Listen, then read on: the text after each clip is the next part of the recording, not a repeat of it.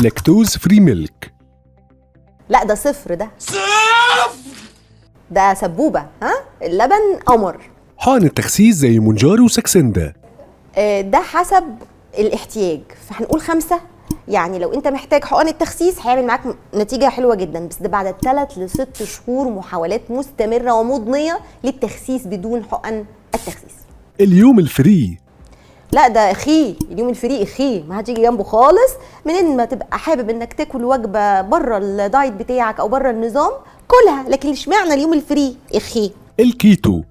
كتاكيتو. انا دايما الكيتو على فكرة ده دايت طبي حلو جدا جدا للي محتاجه وللي يقدر يكمل عليه طول عمره، وده صعب جدا، فهديله 2 من 10.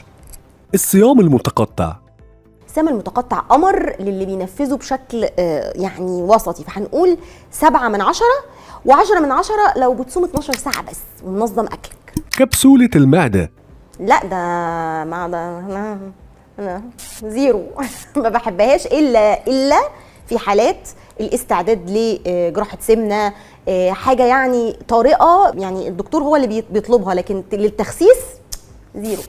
أدوية الحرق. أدوية الحرق يعني أنا أعتقد إن هي 3 من 10، لأن هي بتزود 3% من حرقك، ده لو كانت فعلا مكملات محترمة.